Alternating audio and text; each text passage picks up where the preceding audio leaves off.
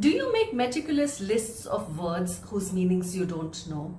Do you find that even though you keep going back and revising them, you're actually unable to remember them enough to use it in your real life? Do you think all that effort is actually going waste? Hi everyone, my name is Suman Kher and I'm a soft skills and communication trainer.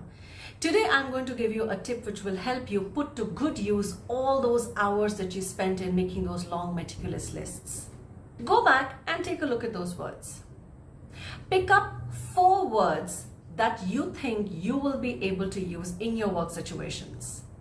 They may not be very easy words, but look at the synonyms. Isn't that what we covered in the last video?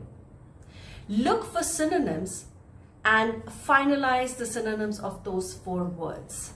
Write those words down on a sheet of paper and stick it at your work desk. Put it next to your laptop.